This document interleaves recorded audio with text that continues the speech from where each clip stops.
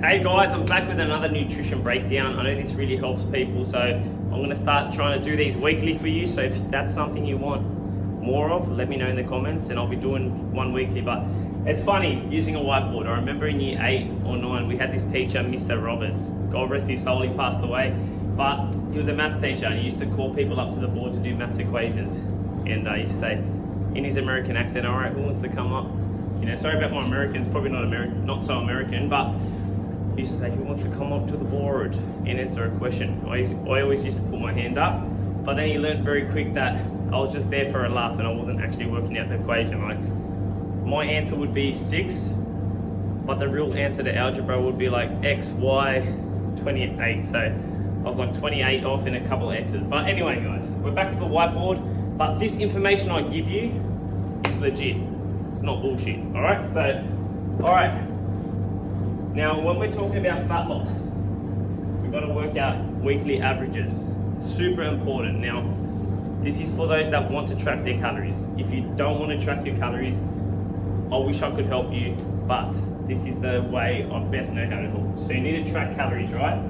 So let's say you're tracking consistently at 2,000, and this is why it's important that when my clients send me numbers, it's important I know exactly how much they're consuming, because if I do know, when we make an adjustment, we see a direct result. So once they've tracked their calorie average for the week, we're just gonna say it's 2,000. They're gonna track their steps using a Fitbit. That's more accurate than your phone. So let's say you have a Fitbit, you've tracked your weekly steps, it's 5,000. And with weight too, this is another important one. You're gonna weigh yourself every morning for 7 days.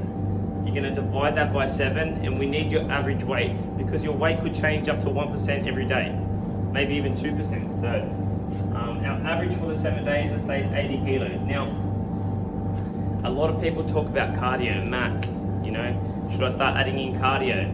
There's no magic formula to cardio, guys. If you're playing with these numbers right, you're training a few days a week, this is all that matters, I promise you.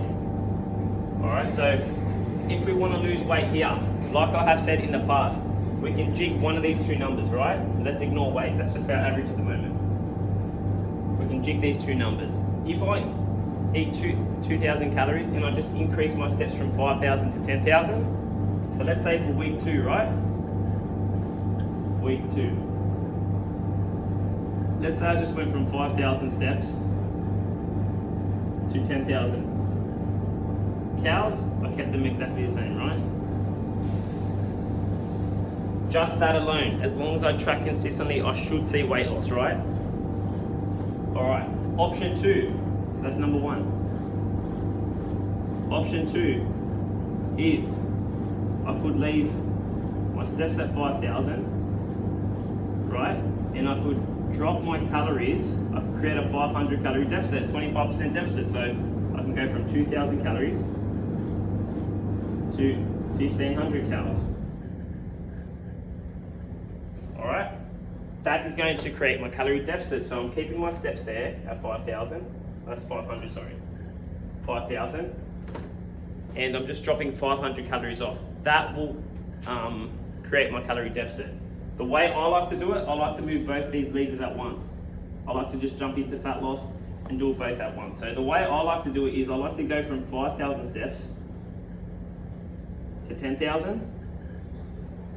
Now obviously if they're struggling to hit 5,000, I'll probably go to 8,000, but I'm just showing you for an example. So we crank that up to 10,000, and then with calories I like to go 2,000 down to 1,500.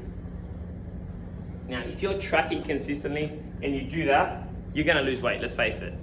As long as we're managing stress, we're sleeping right, because obviously, like I always say, stress is the game.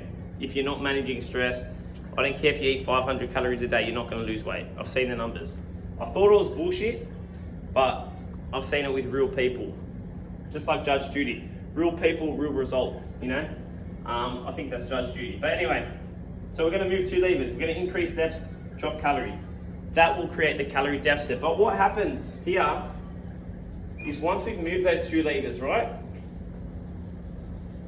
What once worked won't work anymore. So let's say I'm 80 kilos here.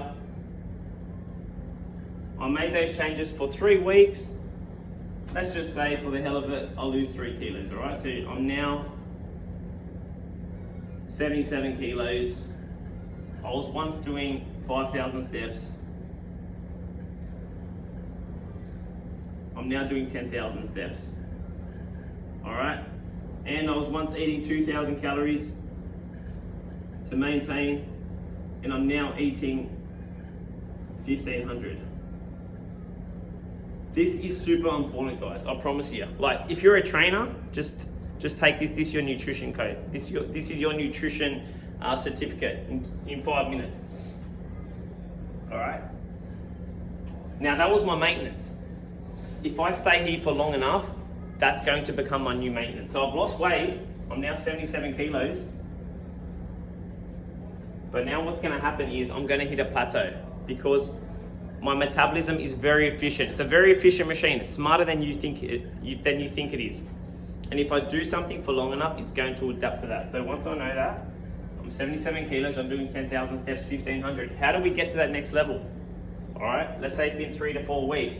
Without getting too complicated and talking about refeeds, diet breaks, that's just going to confuse everyone, all right?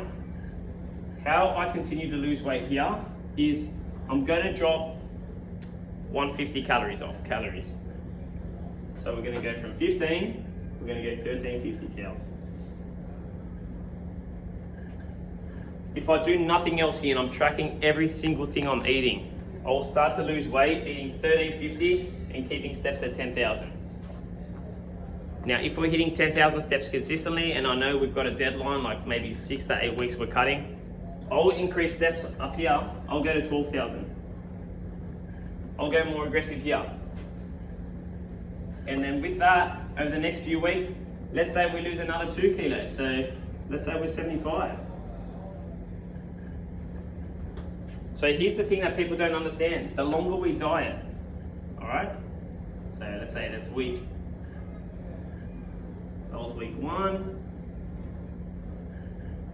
Let's just say that's week 2. Week 2 to 6. Just make up numbers here. Week 6 to 8, all right? So we're adapting fast here, all right? Now, for me to get results, week 9 to 12, let's say I've got a deadline. I can continue to push it here. I can go 14,000. And I can even drop calories down. Now, there's nothing wrong with poverty calories, dropping calories down. If we've got a result to hit, you got to bring calories down. Some people's metabolism is super adaptive, but where I have a problem eating 1,200 calories, most people haven't got an idea why they're dropping calories down. And once they drop calories down, they don't know how to get out of the diet safely. That's my issue. So even here, if we're going to drop 150 calories off here, what's that? 1,200. The magic number, all right? 40,000 steps, 1,200 calories to get a result. We're going to drop down, all right?